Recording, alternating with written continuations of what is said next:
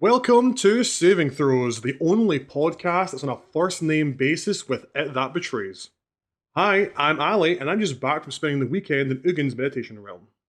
Hi, I'm Kingsley, and I thought the Artisan of Kozilek was a cute boutique shop.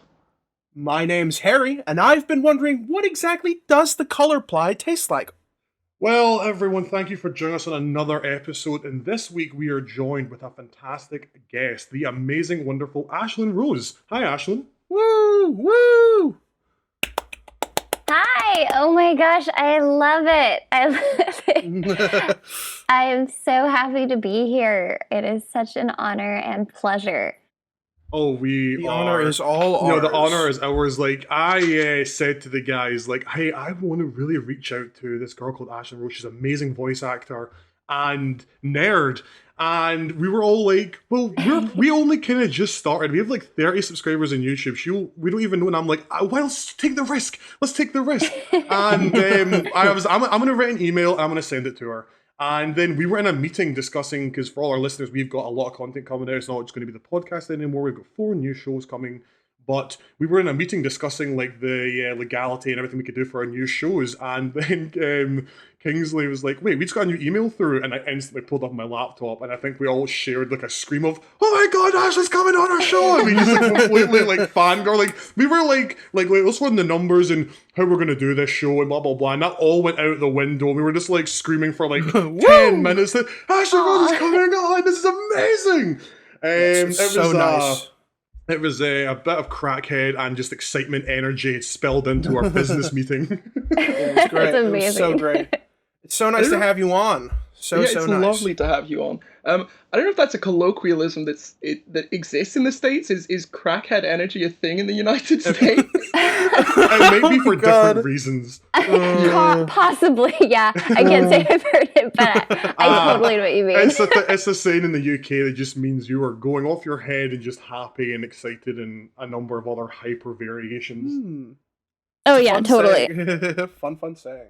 Just for also listeners, we like to bring D&D into our podcast. We usually randomly roll for the topic we're going to cover, but we're just going to have a bit of fun and relax. We have those rolls ready, but we're going to just ask you a few questions, Ashlen, and just shoot the jazz. And I don't know why I said jazz. I didn't want to say shit, even though, although being Scottish, if I don't swear, I lose 8 months off my life. It's just something that happens with people that are from Scotland. If we don't swear every sentence, we slowly fade into nothingness, like Thanos. It's a medical thing. It's a medical thing. I swear. I've got a letter from my doctor that says this man has to swear almost every second sentence, and then profusely scream freedom every second sentence.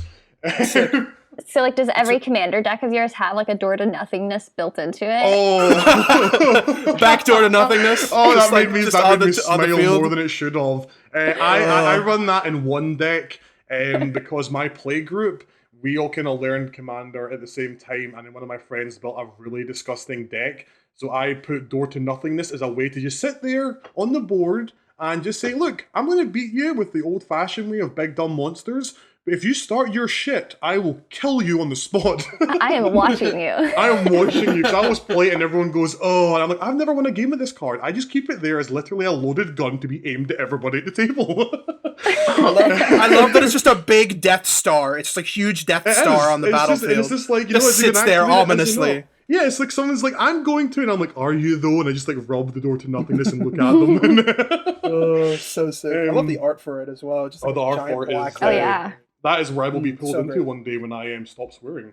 But anyway, just straight in. So I personally want to ask Ashlen is, what is it that got you into Commander? I know what got you into the old school. I know what got you into Magic was the old school Xbox game that I got into like MTG itself. But what is it that got you into, and in my opinion, and I'm sure everyone else's, is the best format, I will die on this hill, the best Can we get a counter? Can we get a Commander counter on this video? Because actually for me, it was watching the Command Zone. It randomly popped up on my recommended. And I was like, what's the Command Zone? What's Game Nights? And it was like, and it was your episode that was the Kozilek, no, it wasn't the Kozilek one, because that's fairly recent. It was, I can't remember what episode it was before, but you were one of the first ones I ever saw, and I've now binged all of them like 4 times. Like my other half, my fiance, is like, "Are you watching Game Nights again?" I'm like, "Yeah." How do you watch it? Like I've watched it like 5 times, man. But it's just so good to watch. And I was like, what is this? And then I think it was you said, this is a commander I built around. And I was like, what does that mean, the commander I built around? And I was just so intrigued with how commanders, like how it's played. And I ended up going to my play group. We only played standard. And I said, this is a thing called commander. We should try this. And now it's the only format we play. And I just was interested, what is it that actually got you into commander itself? Oh, that's amazing. So back when I was getting into Magic, and I guess it was a couple of years later, but we had a play group that we were where I was learning draft with. It was like a good group of us from our LGS, and we would every Wednesday night go to this play group's house, and we would do like Rochester drafts. And that's where I was trying to learn how to get better at drafting. It was not easy. I'm terrified of drafting to this day. And through that, like, some of them would go off to the side and they'd play Commander. And so I was like, oh, what are you doing over here? This looks cool. And they go, oh, we're playing Commander. You know, you build around these decks. And like, so off of that, they kind of branched off into Commander nights. And so like every, like, I don't know, like Thursday or Friday or Saturday, there'd be a Commander night. And so everyone would bring their Commander decks and we'd play like 5-pointed star Commander. Where, like, that's badass. And that's fun. It was insane. And I never had a commander deck, so I just got to try everyone else's commander decks. And it was really fun just to get to experience. And I loved, like you said, how you got to build around this one specific card and like do all this theming. And I think it really, like, as someone who like enjoyed cosplay and like the creativity side of things, it really just kind of sparked this appreciation for that side of Magic. And it really got me excited for like, oh, you can do so many things with all these other cards I didn't even know about, because at that time I had just been playing, I think, Standard at the time. Yeah, it is a gateway for sure. Because like I'm such a massive lore whore about anything. See, if something's got a good lore, I will just drown myself in it completely. And the Magic lore is so interesting to me that it's actually, I've taken a lot for my current D&D campaign I'm running. And when I was like, I could do lore themed decks around like one card. So I tried to paint the story of War of the Sparks through a 5-color deck. It went so fucking badly that I destroyed that deck after the first game. And my first ever commander deck was the Precon. I can't remember his name now. It was the Precon from 2 years ago where every time he taps, when he ETBs, you make a Rhino. Whenever he attacks, make another Rhino, or you make a copy of the token. Garrett. Yeah. Thank you. That's him. He was my first ever commander deck. And I enjoyed it. It was fun. My friend had bought the Wizard, like, I'm going to flashback everything and make you want to just kill yourself deck, which was fun to learn around. But then after that, I like building decks. So the second deck I built was... Oh man, my brain is just like, you like remembering things? How do you forget everything? Oh, it was Corvold. I built around Corvold because... Oh, yeah. And I just loved how fun it was. And then I'm in a few Magic the Gathering pages, and someone said, it was a picture of Joda, and they were like, this 5-color commander, 5-color decks are bad, they can't work, people should stop playing them. And I saw so many comments that were like, yeah, 5-color decks are just stupid, Joda can't really work. And I don't know why I took that as an insult, because they weren't talking to me. And I saw this and was like, I'm going to make this deck. I don't even know who this guy is. And then I ended up doing all the lore and found out about the Phyrexian War, and I'm that's for a different day. I was like, I want to make this commander work. And my fiance was like, are you making a 5-color commander deck? I'm like, she's like, how come? I'm like, because I saw a lot of people shit-talking this card, and I want to see if I can make it work. And that deck is undefeated now, I can happily say. That deck has won so many games, because it's just like, yeah, I'm just going to spend like 3 turns fetching mana, and I'm just going to play big, dumb spells, and that deck has kind of been banished to the Shadow Realm as I put it on the table, and my playgroup goes, ugh, and it's a little bit fun. Oh, no. So I always move it to the side, and I'm like, hey guys, I've got like another 100 decks, I can't stop making them, it's a serious illness, I can't stop making commander decks. And even when I said, I'm done, I'm going to keep the decks I have, I'm not going to make anything for a while, then I watched your episode of Kozilek, and my eye twitched, and I was like, Ali, stay strong. I was like, but Ali, you've done 5 colors, you've done 3 colors, you've done 4, you've never done colorless. And I was like, you know what, fuck this. Went to my LGS with a bunch of cards. I was like, I'm selling this for store credit. And they were like, what do you want? I'm like, oh, I will have a 2-sided piece of paper for you in a couple days. And and this is my favorite deck. I love my Kozilek deck so much. And I remember my friends were like, where'd you get the idea for this? And I was like, oh, I got an idea from Ashlen Rose. Like, she just whooped some serious ass with Kozilek I've not managed to do what you done in the episode where you were just getting these amazing counters. Like I saw everyone, like Josh, Jimmy, and the fan that was on, like, there's no way she's got a 9 drop, and you just smile, and you're like, of course I had it. And then they're like, okay, well, she can't have a 10 or 12 drop, and you're like, yeah, I do. And also, I'm now going to recur my whole graveyard and do it all over again. And I was like, yeah, I'm building a fucking Kozilek deck, and it's just such a badass deck. Yeah, I love that deck. I honestly, that game was insane though. Like that deck is a glass cannon. I will be honest. Like I've had some insane games with it. Sometimes it's not that great, but sometimes it's amazing. I could not believe my hand that game. It was just You came out the gate swinging. When I built that deck, I initially thought like, I want an Eldrazi deck. This will be fun. I love Eldrazi. And I was like, oh yeah, it has a discard effect. That's cute. It'll get used sometimes. Harry Kingsley, if you've not watched the episode, you have to watch it, because the fact Ashlen is saying that, just watch. Like, for someone who's not playing blue, everybody is getting countered like every fucking second, and it's so beautiful. Because the whole table has this moment of Ashlen's arch enemy. We got a band together. She can't counter everything, and you go on to counter everything. I feel it. I feel it in my bones. I just like I haven't seen the episode, but like I know how that feels, and I'm getting like shivers. It's horrifying. And the thing is, like, when I brought that commander to my playgroup, they were like, a 10-drop commander? Are you crazy? Right? Like, it's going to be like turn 1,000,000 before you get that off. And I'm like, here's me at turn 5 with a ridiculous amount of mana rocks out, and I'm like, well, here's Kozilek.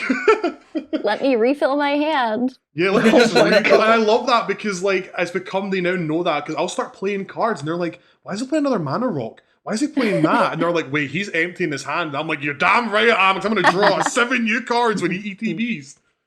Oh, incredible. That was the funny thing about that deck too, because like I just like playing big dumb creatures, and if anyone knows me, like I'm not a counter magic player. I don't like playing counter magic. I just wanted to play Kozilek, and I thought it would be fun, but it turned out to be way better than I intended. And the thing is, I think you love Eldrazi, because when I watched you play a Tally, I was like, oh, just playing, it's probably going to be dinosaurs. And I watched you, like, I'm going to crack this egg, and here comes Ulamog. I'm like, oh my god, yes. Even with just playing a Nyan commander, it's essentially Eldrazi tribal. Oh, yeah. What is it that Commander is like... You go, Kingsley. You go. I was just going to say, what is it that draws you towards Eldrazi? Is it the fact that they're these big, horrifying eldritch creatures? Yeah, I think so. I love that they're like these giant doomsday creatures. And when I started playing Magic, it was during original Zendikar, like right before. So like I just have this affinity for them. I think I just really enjoy how like big of stompers they are in general. Yeah, they are disgusting. Oh, hey, I started in World Wake. Nice. Yeah. Internet high five. But no, yeah, I love Commander. It's like such a sick format because it's so anime. It's like I have this card and I'm gonna announce it at the beginning of the match. It's like, this is my Commander, and it's Feldegriff, the happy pink hippo. It's like, See, but that's the thing. And like a lot of people, like I've had a lot of people come to me because I love deck building. It's why I loved Yu-Gi-Oh when I was younger, when I was like a little kid, and I just love building decks. I'll spend like now my play group, they come to me, and I'd say we're probably all on the same playing level. My play group all come to me and go, here's my box of cards, make me a deck because you make decks better than I can. I'm like, happily, I will happily spend like 5 hours doing this because it's super zenning for me. Like some people cut bonsai trees, some people do yoga, I deck build. And just, it's so fun. And a lot of people come to me and they're like, well, Commander's so expensive to get into. No, it is not. Like, don't get me wrong, my Kozilek deck does not have that many Eldrazi because they're so expensive. Yeah. But I built a $9 Marwyn deck. She is a phenomenal mono green commander that can just, like, I have won with that deck so many times, only have 5 land on the board because when you get a Hydra growth on her or you run Elf Tribal, she's off to the races. And I've said to people, like, this is probably my strongest deck now, and I made it for $9. You don't have to spend $100, $3,000 in a deck. My strongest deck, and I decided to treat myself because I went through a bit of a rough patch in the summer here, last summer, And I was like, you know what? I'm going to treat myself. I'm going to maybe splurge a bit on a deck. For me, that was like $50.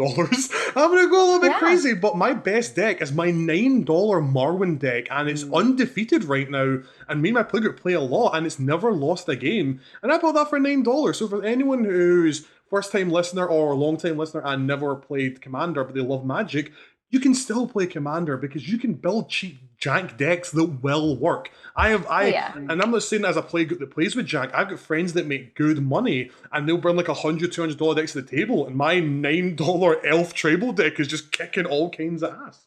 Elf Mama does some work. She does so much work. She's a commander that's got what a badass commander. She's got a baby on her chest, a bow on her back, and a face that says, "Fuck with me and I'll eat your family." Like, she is such a badass commander, man. I love her.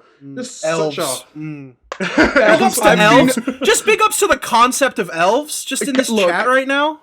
I really I've been obsessed with elves since Call Time came out. I've been playing since Call Time. Since Call Time. So you've been obsessed for elves for like what, a day? Listen, sweetheart. I've built now maybe like 9 elf tribal decks, and I just can't stop. It's like anytime I try and branch out into another color, the first thing I look for in Magic the Gathering arena is like elf. What other colors you know the problem elves? is with me, I try to build tribal decks on Arena and it goes well, but I can't help but just slip an Ulamog in there because I'm like, you know what, I'm gonna have the mana and I like the story I'm telling, but you know it'd be really easy and make no sense if I just threw out Ulamog because he's an instant scoop card, and whenever he plays him I cry. Whenever anyone plays him I cry, but when I play him I feel just amazing. Eldritch Beef. I've been doing that with Vorinclex. Like, here's all my 1/1 elves, and here's my big daddy Ulamog who's coming to destroy your life. And Vorinclex, yes. Oh god, I can't wait to. I've not pulled him yet. I've not pulled him. I want him so bad. Cheeky little Phyrexians. When are they coming back? When are we going back to Mirrodin? Because that's what it is. It's Mirrodin. Well, you cannot convince me otherwise. Just to do a famous alley thing, if you guys have been reading the lore for Call Time, things are going to get very interesting because Vorinclex escaped with the immortal juice from Call Time and he went back to New Phyrexia. So I think we're going to get Phyrexian soon. Hopefully. Is that the legal name? Immortal Juice? No, it's definitely not the name. It's called like the Morara Waker. It's like Morara. It's some water from the World Tree. But I'm going to call it Immortal Juice because it just sounds weird. Yeah, I like Immortal Juice. Let's go with that. Yeah, there we go. Vindication. Yeah, it sounds like a new Gatorade flavor. It is Immortal Juice. That's the new MacGuffin. It's the different flavors of Gatorade in every plane. Oh, incredible.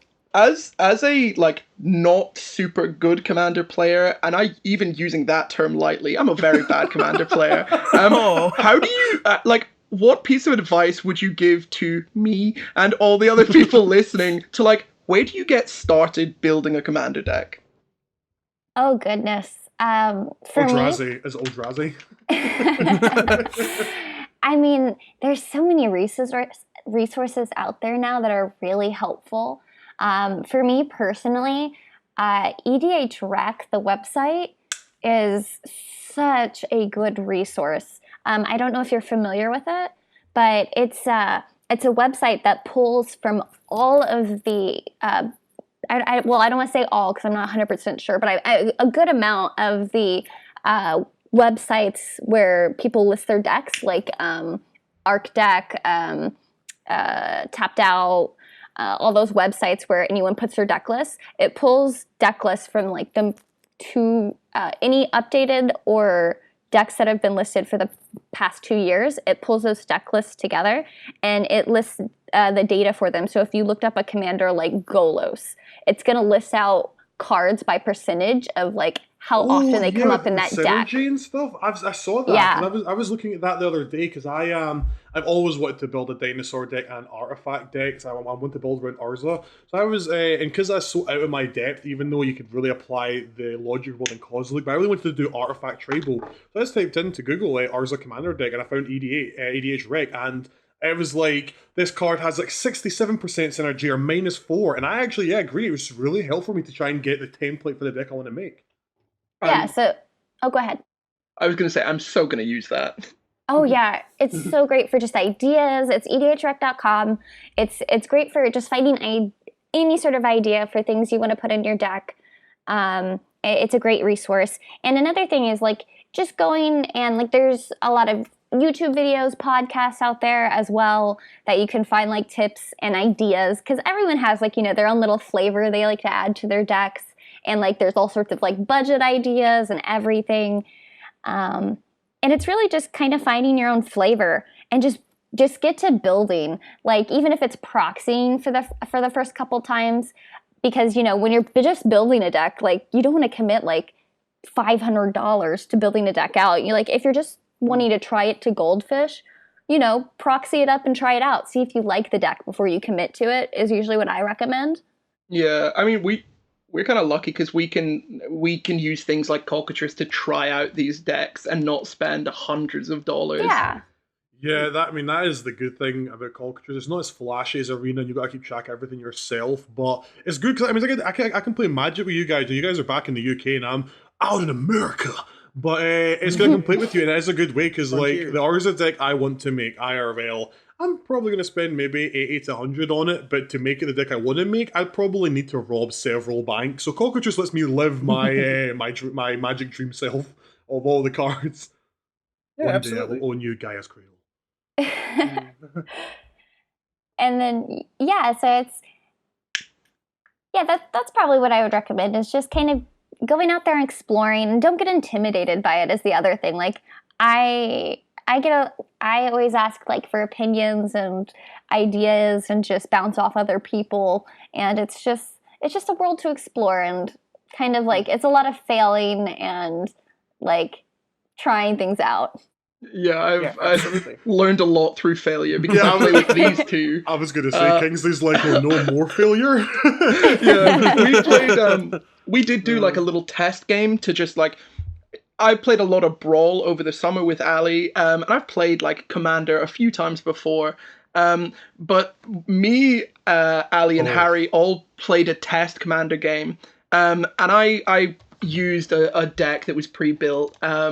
Which was a little bit shoddy of me, but we played for I think about 2 hours or so, and in the end, I just lost because Ali had to go for dinner, and he was like, "Okay, I'm swinging for everything." I was like, "Oh, cool." The thing is, for Magic, for me, right, I've had Commander games that have lasted 20 minutes. I've had Commander games that have lasted 5 hours. But I just like sitting with my friends and playing monsters and getting in that head of this amazing planeswalker and I'm slinging spells and I like my games. I don't really build around win conditions much because I actually enjoy the games where I'm crawling through the mud to get that victory. So I was just enjoying it. I had so many ways to win that whole game. But I was like, no, this is my first time ever playing Commander with Kingsley and Harry at once. I'm just going to sit and enjoy this. But then my fiance said, food's going to be here in 5 minutes. I'm like, oh, we're still enjoying it. And then when the doorbell got rung, she was like, food's here. I was like, fuck this. Tarl's Temporal Summoning, I'm getting an extra turn because I put Blightsteel out. And I got Blightsteel out, gave him Lightning Greaves, and Harry was like, he can only kill one of us. And I was like, take an extra turn. And they're like, where did all this come from? And I'm like, I've actually had this guys for like half an hour. I was having a good time with yous, but I've not eating in 7 hours and food's here, so I need to win right now. I was still trying to get my commander out. It was so bad. It's very rough. I just love being a shrewd, smug politician in Commander. Yeah, games. you I do just love love saying politicking. So I would love if that's how you play Commander, then I'd love to see you and Josh get in a game because oh my gosh, yeah. he is he's presidential elect when it comes to politicking. Man, oh god, it's just rhetorical questions for me. It's just like, are you sure you want to do that? Like, are you really, really sure that that's the best player? That was like in the episode we recorded, the Friday Night Fights, because we're moving from Arena to Cockatrice, we can actually all play at the same time. It was when I had 250 power on the board, and you kept bluffing that you had that white card that exiles all attacking creatures, and that person gets land for all that. And I was like, I can't rebuild my field because we've been in this game for 20 minutes now, and it's Arena, it's only like a 60 card deck. And it wasn't until I saw you, and you were keeping one card back that whole game, I thought, and you keep leaving 2 mana open. I'm like, it has to be it. But after a while, I was like, you know what? you know what? To quote Jimmy, math for blockers, I'm taking a gamble. And I swung in and you were like, that's game. And I get you to minus 255. And you were like, yeah, I was holding a land in my hand for the last 9 turns. I was like, oh, fuck, really? Oh, the bluff. The bluff. And the thing is, when you don't see his face, the poker face is there because I couldn't see his expression, but his voice was so. You guys will see it. We've still got to edit it, and we've got a lot to do before we bring that show out. But your voice was so confident that I was buying it. I'm like, no, he's fucking got it, man. I'm not gonna swing because if I do that, you'll get me on the crackback, and I cannot remake all these tokens because it's been so many turns of making them. And you were so confident and so cocky. And I was like, he's like, you really want to do that? Can you really build your board back up? I'm like, no, I can't. I'm actually too scared to attack. Such a bastard. It's a planes. It was just a planes. I was like, yeah, I'll just hold on to this. Let's see if this works. Oh man, that's why we play Magic. That is why we play Magic, to lie to our friends and have a good time hitting each other in the face with magical creatures. Incredible. I think that's why I DM. Incredible. Oh man. Okay, I have a bit of an obscure question, a little bit of a nasty fasty. All right. So, Jesus. Cards that often get overlooked basic lands. What set has your favorite basic lands going down the list? Ooh. I know that. Okay. Are we counting full art? Yeah, go full art. I think full art is allowed. Okay. Well, I mean, I gotta go with the originals Zendikar full art. So true. The so Soup beautiful. Bowl Island? The Soup Bowl Island is so good. I love it. The Soup Bowl are pretty good. I love the forests. Ah, true. The forests have my heart. And then the Jumpstart basic lands. Yes. With like the themed ones, right? Yeah, they're like the islands are like books. Oh. And then they have Phyrexian. They have the Phyrexian swamp. Oh, yes, 100%. Very cool. I was gonna be my answer. I love the Phyrexian swamps. Oh, sorry, I'm just like hogging them all. No, you're good. Ashlen, you take all of them because then I can just go, yeah, same, that one. Yeah. I love the Phyrexian script. It's just like so cool. I love seeing it on cards. Honestly, nice. I won't forget. I was it's really dumb saying I won't forget because it was literally 1 week ago. You know, I mean, for someone like me, that's a long time, man. I was doing a bit of doom scrolling because you know that's what we're all doing right now. And one of the Magic the Gathering Facebook pages I'm in, someone posted a picture that they just had got as a gift to themselves. They said, "My stimulus check bought me this," and it was a picture. It was the Phyrexian art for Elish Norn with all the Phyrexian text. Ooh, and the first comment on it was some guy going, "Is this Arabic?" Oh my god. And someone replied saying, "It's Phyrexian." And his reply was, "I don't care what type of Arabic is it, why didn't you buy an English card?" And I was like, dude, what? Oh my gosh. The dissonance. It's the echo chamber, it's loud. But no, yeah, I mean, I am just waiting for the Phyrexian language script to get dropped so I can make my own like words and sentences in it, because I'm still decoding it, I'm still figuring it out. But gosh, do I love those Jumpstart lands. I love the Elf land. It's like, what is it? It's a bunch of swords. It's like a forest where it's a bunch of swords or spears. And I was like, whoa. Seen that one. It's so sick. I was like, oh, whoa. It's like a forest of blades. I was freaking out. It was so awesome. So cool. I feel so awesome. basic with my choice. I really like I was talking to Harry about them earlier because I saw someone play them on Arena and I was like, whoa, those are sick. The Theros Beyond Death basic lands where they're just like the cosmic ones. Yeah, the emblems. Yeah. For me, those chef's kiss. They're beautiful. I do have to say, I also kind of just enjoyed how they went about the art for like the M21 lands. Like the lands themselves were beautiful, but just seeing that kind of like, it looked like energy just on like the symbol below the card, like on the border. It looked like energy was pouring out of it. Like the islands are my favorite. Like I think they're called like Tefari's Island. Those M21 like art lands are just gorgeous. I love just how you've got the beautiful art in the picture of them, but below it, instead of just having the blue symbol, it's got these cracks. It's like a whirling pool of mana, and I know the mountains are like a burning fire. It's just, I think it was really nice just to see it, I guess. So sick. I know this is the question that I posed. because I love land art, but I have a bunch that I'm just gonna spill out here, and we can just talk about them because I love talking about land art. The Lorwyn Shadowmoor landscape art, where the 2 lands for each tribal color combine. The Rebecca Gay art with the like fairy swamp and the island, so good, so beautiful, so much color, so many flowers, incredible stuff there. Love the storybook kind of look of Lorwyn and Shadowmoor. I know we're probably not gonna go back there because we got Eldraine, but like I wish. I want to go back so bad. Just a side note, I'm going to post the picture for Ashlen in our Discord. Is this the art you're talking about, Harry, with all the spears? Yes! Nice. Yeah, that was So cool. I'm gonna check this out. You know what? So sick. I'm gonna go a bit weep here. You know what that art reminds me of? I don't know if you guys remember long ago when Kingdom Hearts 3 was just a rumor, and it was the fabled Kingdom Hearts 3 Birth by trailer, Sleep. but it was actually a Birth by Sleep trailer. But everyone thought Kingdom Hearts 3, the Keyblade Wars, where it's like the field with all the Keyblades in it. That's what that land reminds me of. So sick. I just love it because it's like I love it when they take liberties with the lands where it's like it's not technically a forest, even though we can see some trees in the back, but it's like a forest of swords. I love that kind of stuff. Well, or like I love theming my deck with that. Like, it sounds really dumb, right? I have so many Evolving Wilds in my collection just when I build decks. But I actually went to my local game store and looked through their land pile because I wanted to get an Evolving Wilds that made sense for the dragon deck I was building. So I literally, even though I've got like 20 at home, I still paid like 10 cents and bought an Evolving Wilds that had a volcano with lava pouring out of it because it made more sense for my dragon deck. You love to see it. You love to see that kind of thematic, that Vorthos coming through. Oh, That's totally. so beautiful. Because then you get cards like, what was the, I forgot which unset it was from, but you get the like I'm blanking on the name now, where you like search for a land card. You get the search for a land card where it's like find a forest where there's a tree in the art. I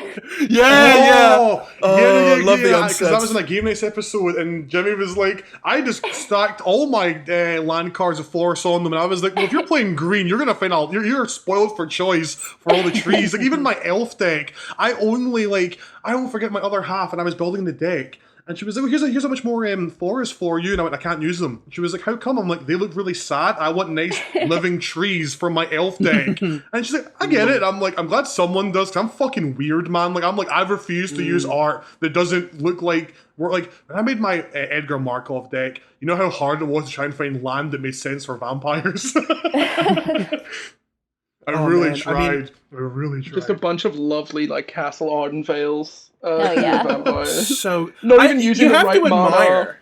mana. You have to admire just the sheer level of like world design that goes into like making sure every basic land for every set like fits in the world, and like kind of placing those in the areas where like the Innistrad, every Innistrad basic land art looks like the cover of an Edgar Allan Poe book. Yeah. Like, it's incredible. One thing I love about one of the Innistrad lands, that was when Nahiri broke out the Hell Vault. And what a shocker! Alice talking about more again, but it matters this time. I promise, it matters. It's actually on topic. And the Nahiri put all of the I completely dropped the name of what she put all over Innistrad. Can't believe it. The spiky things, the things that look like slivers. They have a name. Moral juice. But whatever it was, Nahiri put all these things to summon Emrakul or any Eldrazi to Innistrad, and they actually had land with all the Cryptolith or whatever it was in the art. I thought that was really cool. Even with the new land with Kaldheim, I love some of the islands just have the northern lights. Like, it's so... I love the tiny little details. Some people just play Magic because they like slinging expensive cardboard around, but I just love that tiny attention to detail, man. I don't know, I like it. Absolutely. The Snowlands? The Snowlands from Kaldheim are just beautiful, but also like what you were talking about, like making all of them thematically fit. The Throne of Eldraine basic lands just look straight out of a fairy tale. They're beautiful. So good. On this topic of lands that represent the story, I love the Lonely Jace, the Jacek lands. They're so good with the lands.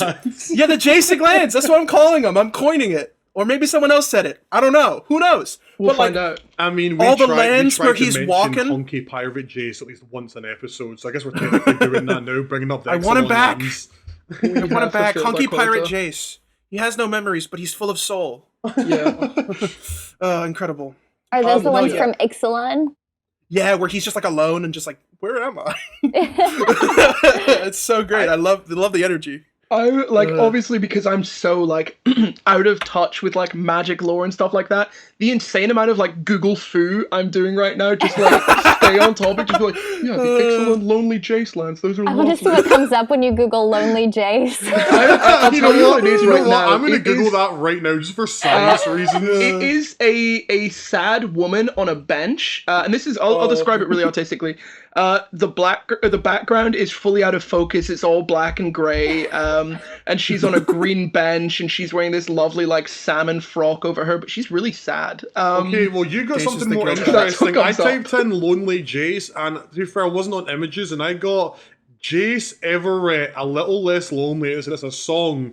And if I click on images, the first image is the album cover, and the next image is Jace from that land hugging his knees.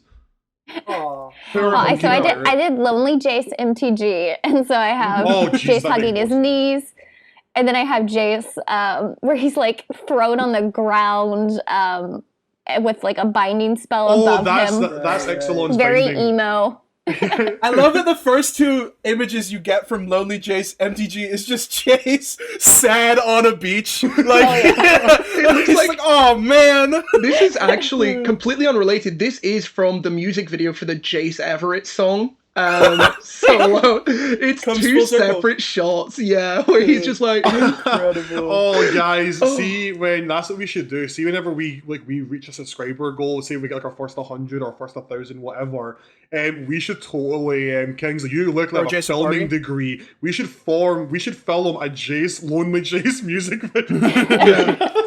I'll get on it. Photoshop Lonely Jace into every land art we can get our hands on. Oh my Yeah. gosh. Oh, that's it. Only I across need the to different get the I need to get the flip Jace so I can use him as a commander, and then all my arts will just be arts with sad Jace in it.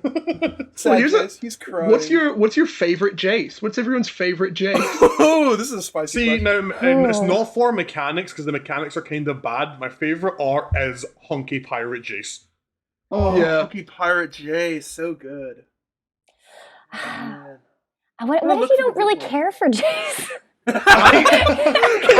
thing is, Ashlen just said that, and almost more than half of the Magic community just nodded, going, "What if you just don't give a fuck about Jace?" Yeah, true. Okay, well then, Jace or Jason. Jason Ashlen. My favorite Planeswalker. My favorite is Vraska, Pirate Queen. She's much better than Jace. That's my favorite Jace as well. Yeah. Incredible. Ashley, what is your favorite Planeswalker? Ooh, my favorite Planeswalker. It's tough. Like default, my gut says Ugin. Oh, Very fair. oh, I Ugin or love Ugin. Karn. Very wait, fair. See, Big up I Karn. almost agreed with Karn, but the salt of being beat by Karn too many times just came out there. So I'll just agree with yes, Ugin. I mean, I'm also like, back when I played Modern, I was a Tron player, so I'm biased. Oh, okay. Oh no! Oh, incredible. That's so funny. I've never been in a game, but I think if I was ever, thing is, I don't get salty when I play Magic. Like, don't get me wrong, if my friends, I know you're listening to this when it comes out, and I know some of you are like, he's fucking talking about me. Some of my friends are, say, almost my whole play group gets super salty in Magic. I never do, because I either laugh, because I laugh when I'm nervous and I think I'm about to lose. Or I just laugh because I'm like, fucking, or I just say nice play. Like, I don't really get salty because it's just, I'm happy to hang out with my friends. But I think I'd full on flip a table if someone ever altered the card where you fucking reset the game. Because my games go long enough. Like, my play group's 4 to 5 hours. See, at the 3rd hour mark, if someone's like, and I reset the game, I'd be like, I'm going to reset your fucking life. Get out my face. I feel like no one, like, I don't know who has ever who's done that. Like, I just feel like by the time you get to that point, like, who wants to even? It's just like, Yeah, really. There's always It's like one a reset person. button, really. You know what? Yeah. I think now if I'm ever on game nights, I'm going to try and alt card, and I'm just gonna look at the camera and go, "This is for you, Ashlen," as I try and restart the whole game. Oh, incredible. And Oh you no, just- I'd hate that to happen, man. I hate it. See, my play group hates Planeswalkers, and I love them because when I first started playing Magic, I played Magic years, and I only recently got into it last year when I came to the States. I had no one to play with in Scotland, that my friends I played with had all moved away. So I hadn't touched Magic in like 10 years. So when I came to the States, we just all bought some cards and we just played. It was so good to play, and I dived back into it.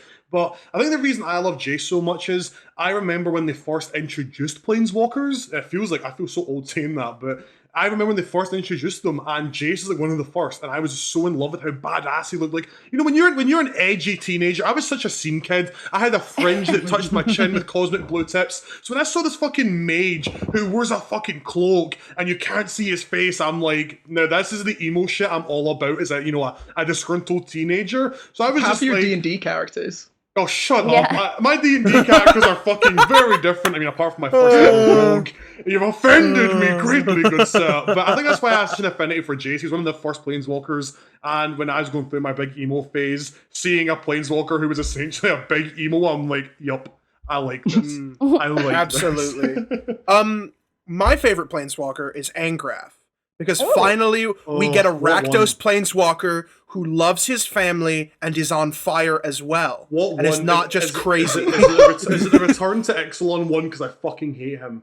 Yeah, the Minotaur pirate who's on fire. No, yeah, it's sick. There's a couple of them, and I hate the Yeah. Return to Exelon 1 because it's just like, I hate getting milled. I hate it. And he's like, I'm going to mill and steal your cards, and for +1, I'm also going to steal your creatures, then sack them. And I'm like, okay, I didn't like just those like the cards story. anyway. He just wants to see his family again, and we can all get Aw. behind that. And that's why I like him, because I feel like Rakdos gets a bad rep, flavor-wise. Okay. We don't see enough of Well, Rakdos I just just- straight up being a pirate who loves his daughters and wife, you know? See, like, I that's just sick! I just want to say, and that I might get hate for this, and that's totally cool because everyone's got their own opinion, and that's totally fine. But people might love the way Rakdos is now, but do you guys remember when Rakdos was just badass demons and devils and not Yes. fucking circus freaks? Like, Well, they were what has always happened? circus. No, man, they used to be like, They were badass always demons, vaguely and circus. now they're like, look, I juggle fire, and it's like, okay, but I miss my big demon daddy who I want to give a hug. See, the thing is, right? Kingsley, you go, because I have a lot of thoughts on the Oh, Rakdos. I I don't want to trigger spend Harry. I think 45 I I've minutes. triggered only- Harry. I'm so I've sorry, only Ashley. ever There's been- so many things I have to say about the Rakdos circus. I've only ever been on the victim side of the Rakdos, so I've only ever been attacked by Rakdos. I've never played Rakdos, and that's mainly due to Harry. So thanks. But as far Don't as tell I can anyone. remember, they always were these weird mix of demon daddies and then people who were like, oh daddy, please can I have a little bit more magic, I need it from a circus. And it's No, that's it. My next character is going to be a warlock. Patron is going to be Rakdos, and I'm going to be a failed circus clown, and I'm taking power from him to try and become a big circuiteer. but it is. I think It's it's like a word the of circus. The circus is a front for all of these infernal activities going on behind the scenes. Oh my It's- goodness. The flavor is kind of all over the place, right? It is. Because the thing about I don't want to delve too far into my D&D campaign, but I run a campaign on Ravnica, and when Yep. you really get down to the nitty and gritty of it, it's like, what do you offer, Rakdos? Like, what? You guys are just a bunch of murder clowns. What really are you doing? So, I like to headcanon this. This is not canon at all, by the way, but I like to headcanon that they're in charge of the entertainment district. They're like the patrons for a bunch of restaurants, for a bunch of merchants, because that feels very in line with a red-black kind of sensibility. Are you telling me in your campaign Rakdos is essentially the fucking mafia? No, that's Orzhov. Oh, okay, I was going to say, that's Orzhov. Orzhov, they just suck. They're really good at what they do, but they're just rude and mean. Mean people. They'll break your kneecaps. They're just mean. They're just mean. They just want money and they'll break your kneecaps, but they're very good at what they do. And they keep all the buildings in check and in line. And they're also the lawyers, so they're very important. But yeah, I mean, Ravnica is just full of these crazy things. Like, Gruul, Rakdos, what do you guys do? Why are you here? And it's just, you gotta look in and just be like, we're looking at the Rakdos from the top down, Because, like, who logistically is going to be fighting a Boros officer? A crazy murder clown, right? Like a normal civilian. A crazy murder clown, that's what they are. But, like, those are the kinds of people that are going to be fighting the Azorius and the Boros. So those are the people who the cards are made of. But there are, like, probably a bunch of Rakdos civilians that we just don't see. Because they're just, like, not interesting. Please, Wizards, you probably have no idea who we are and have never listened to us once, but if somehow, Wizards, you hear this podcast, please just give me a card that's like a 1/1 for 1, or even just cost, give me a 0, power 0, toughness 1, just called Rakdos Citizen. 0 to play, has no abilities. Please make him legendary and I will build a deck around him. No abilities, even 0 power. Just please give me the Rakdos Citizen. A sharp friend. Anytime a demon comes out onto the board, he gets a +1/+1 counter and gets a little bit more excited. What an excitement mechanic. Or maybe he gets -1/-1 because he's sick of being just a regular Rakdos citizen. Excite is a good Rakdos mechanic name, I'm not gonna lie. Hey, Yeah. That sounds pretty good. Hey, look, I know nothing about what I'm doing, but I'm still doing it. Harry, you offered us up a lovely little T-ball, and I'm gonna, I don't know, baseball mechanics. I'm gonna hit a ball now. Sports. Harry brought up D&D, and I am way more like I know the lore and stuff of D&D a lot better, so I'm gonna transition us over a little bit. Okay, take us Ashlen, there. You played in a Rakdos. Not Rakdos. My God, Kingsley butchering it. You played in a Ravnica campaign. Yes, I did play. I played in a Ravnica D&D campaign and a Theros one. Ooh, very Yeah, is that the one you're currently doing? Is the Theros one? I just want to say one thing really quickly. Ashlen, I follow you on Twitter, obviously, and I had a laugh to myself because it was also a strange moment of thinking our Twitter got hacked. I saw Ashlen. Ashlen is in a Theros campaign, and it's ran by guys called The Saving Throw Show. And when I saw saving throws and Ashlen retweets it, for a second I was like, did we get fucking hacked? And does our hacker know Ashlen Rose? It was funny when you emailed me, because when I got an email, I thought it was from my D&D producers, and I was like, we're doing a podcast now, okay. No, I'm so sorry for the confusion. And after I told the guys, I was like, should we change the name? Because we've already paid an artist for our art and stuff. And we were like, you know what? They're the Saving Throw Show, and we were just saving throws. People don't know the difference. Oh, fun. It was a point of anxiety.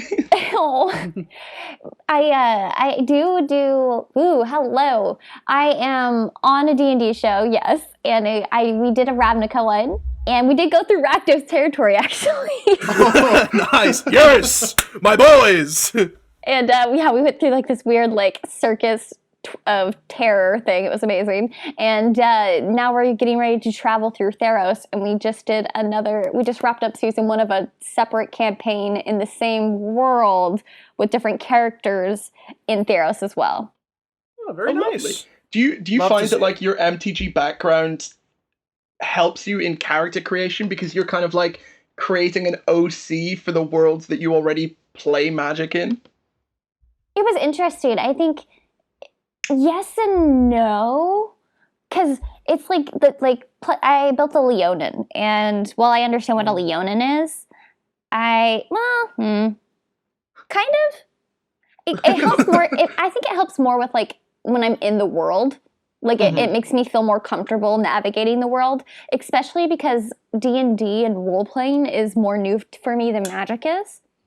And so I am more intimidated by that, especially since it's live.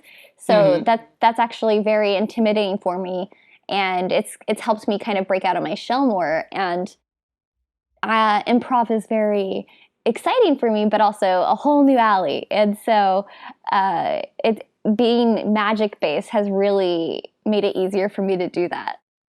Yeah, because you kind of have a better understanding of the world that you're in. But yeah, I can't.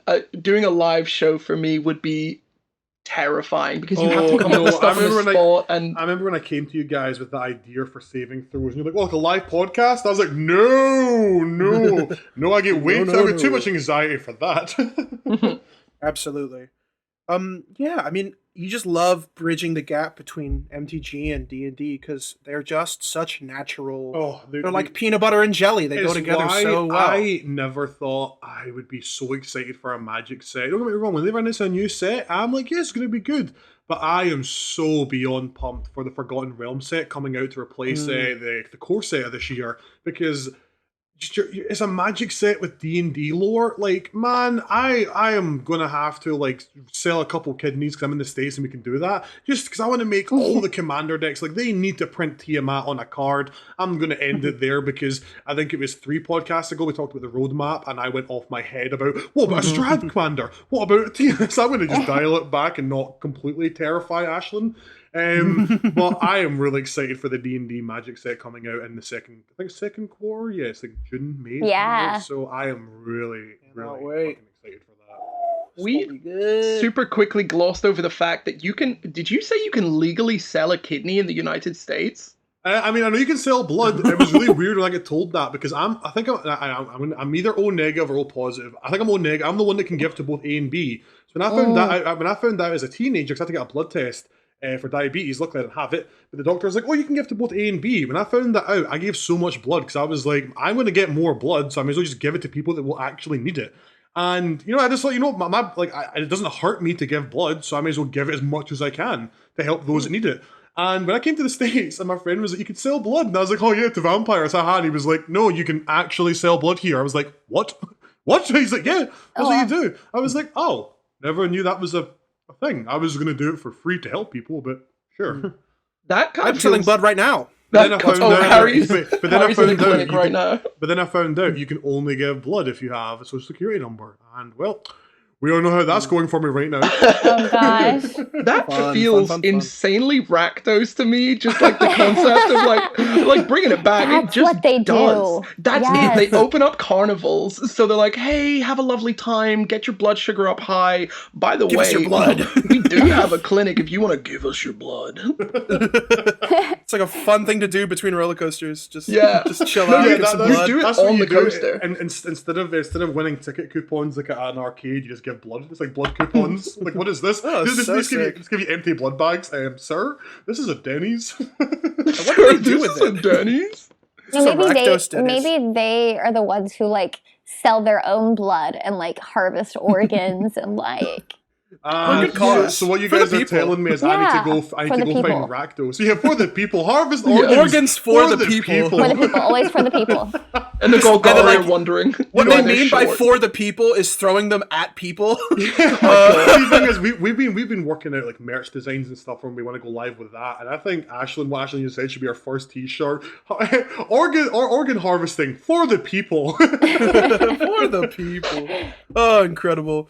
Everything Rakdos do, they do it for the people. They take their blood Always. for the people. For the people. Oh, man. Repo men for the For people. the good of Ravnica. Is Give us your anyone- blood. Super off topic. This is insanely off topic, but Harry just said something there.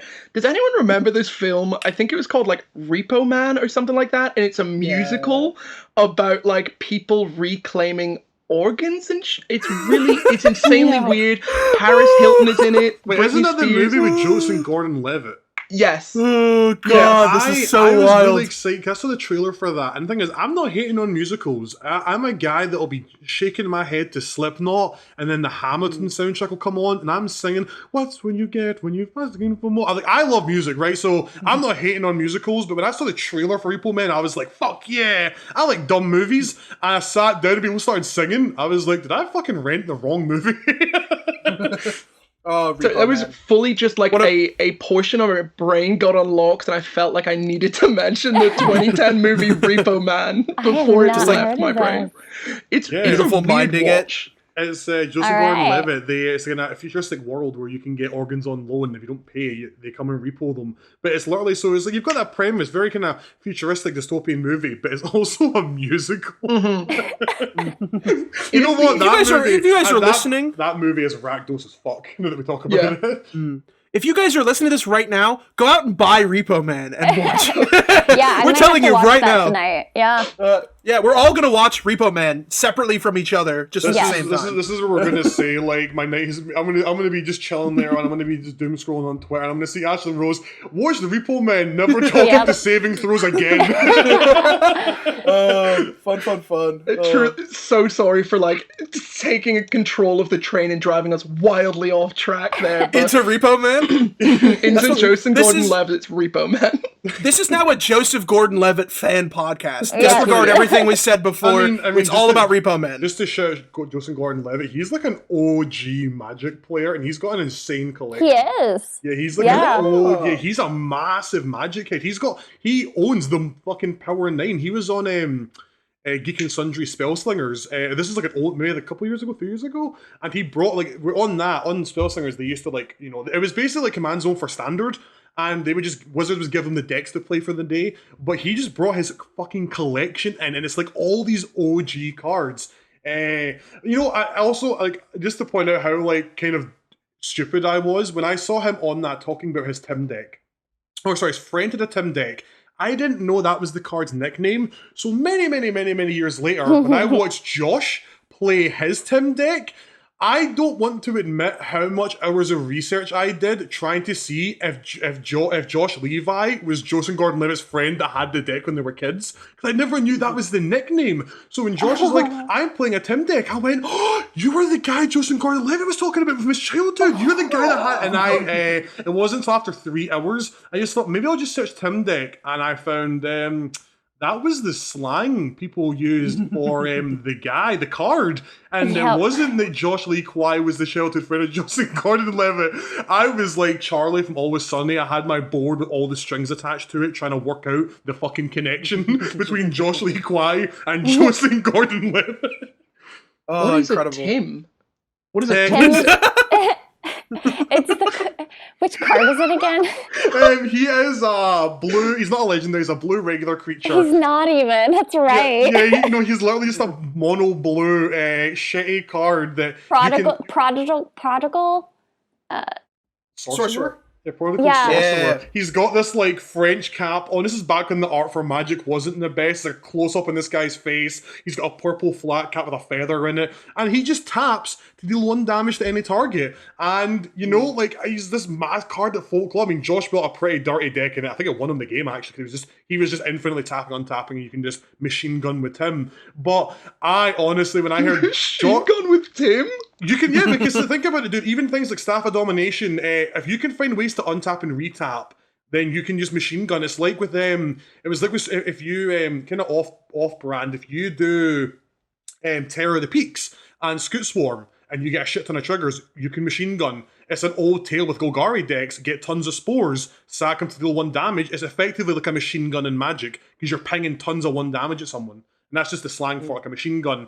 And yeah, Josh was just tapping, untapping, just infinitely doing 1 damage to people. But I didn't know that was the slang. And it was weird because I hadn't watched that Joseph Gordon-Levitt video in fucking years. So when Josh is down, they do their written command zone or game nights where they talk about the deck they're playing. When he said, I'm playing Tim as my commander. Well, I can't play him, but he's the secret commander. I was like, where have I heard that before? And I spent, I think, 3 hours trying to find the connection because I thought Josh was the guy from Joseph Gordon-Levitt's childhood. And nope, I'm just an idiot. And a lot of OG players call him Tim, even though his name's Prodigal Sorcerer. So, hi, I'm Ali, and I'm a fucking idiot. Incredible. This is sometimes like why a lot of the like Magic terminology goes over my head sometimes. Shit like this. Like, why are you calling a little man with a purple beret Tim? What? I actually have. I think I don't know if this is correct, but isn't it because it's named? It's in like the art is done after someone, or I don't know. I might be wrong. I honestly don't know. I mean, I might be a lore junkie, but I didn't go that far into why he was called Tim. After I found out it was just a random coincidence, I kind of gave up for a little bit, and I just took a week to myself to reevaluate. Oh, I got it for you. Google to the rescue. Thank you. Woo! The card is nicknamed Tim after Tim the Enchanter, a wizard portrayed by John Cleese in Monty Python, who had a talent for fire-based magic and damaging things. Oh my god. Oh, very fun. See, now Monty Python, love to I see do it. get. See, I can understand Now, that. You know what? this is a fun little segue right here. What is your favorite Magic slang? Like a card that's called something else entirely for some I don't dumb even reason. know if I can answer this. Like, I don't even know I've if I got- can. I call it an Embercool Spaghetti Monster. I think that's really it for me. I'm gonna top deck with Immortal Juice. Yeah, that's I'm never gonna pretty live this down, good. am I? I'm never gonna live down a mortal juice. Fuck my life. Godly juice. That's gonna I be will the say- legacy I leave for this world. A mortal juice. Yeah. I will say my favorite is Gary, Grey Merchant of Asphodel. Ooh, yeah, Gary. Actually, Gary's I have pretty heard good. that for Gary. Gary's pretty Oh. good. My favorite then is probably going to be Stefan for I call him Stefan, but everyone else calls him Steve for Sakura Tribe Elder. Oh my Oh, god. right. Yes. Actually, I think I might have one, and it happened from the recording. No, it was our live stream, because I forgot we live stream every Thursday. It was the live stream where we were doing, I think it was the night Kaltime had dropped on Arena, so we went to the live stream it, and there's that changeling Simic commander called Morarte or something, but Maurice, we all kept calling him Maurice. So I think, like, I kept thinking of it is Madagascar, Maurice. So I think that might be my favorite name, because I just couldn't stop laughing, because I hadn't seen the card yet. So you guys kept saying Maurice. I'm like, Wizards named a changeling Maurice, and then I saw you guys just being assholes. Yeah. Maurice. Another good one, Dark Confidant as Bob. That's another good one. Mwah. Hats off to Bob. Won me a lot of games. Hats off to Hats off to Bob. Tim's out for Bob. Mwah. Get your Tims Alright. out for Bob. What a guy. Oh. But no, yeah, that was just a side thing I wanted to bring up. Because, you know, Magic has a long and complicated history. Yeah. I just don't know if I'll ever truly understand. I feel like dipping my toes in is enough to like keep with the trends of Magic, but truly I don't know if I'll ever like be at the same level.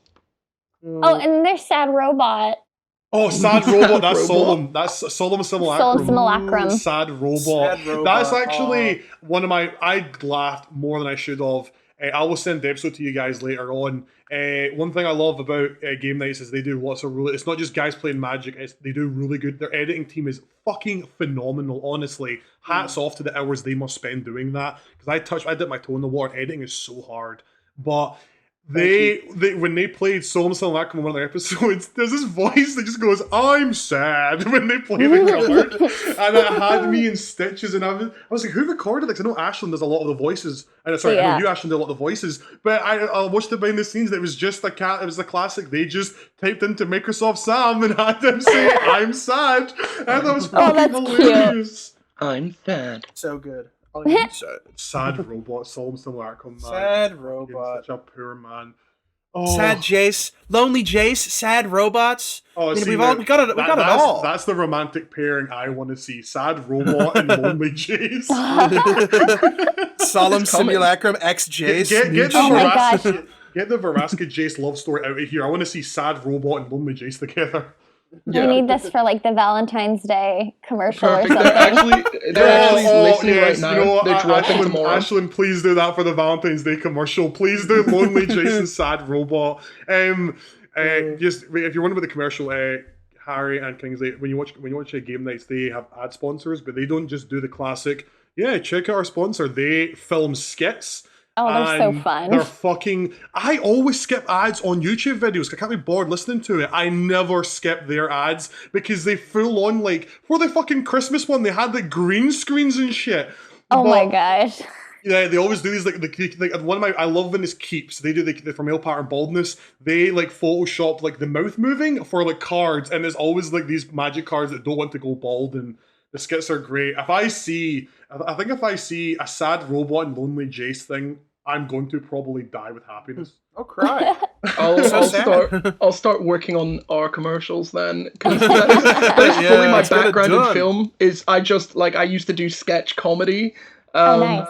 Ultimately very tragic. Like looking back at it, like now that I'm out of university and I look back, I'm like, what was the theming behind that that's- skit about the man with the cup of tea? What was that all about, son? Yeah, that's one thing, Ashlen. We all have degrees in fields we do not work in. I mean, Kingsley gets to edit our show, so he's using his film degree. But Harry got a culinary chef degree, and I got a degree as a blacksmith, and we're not doing any of those fucking things.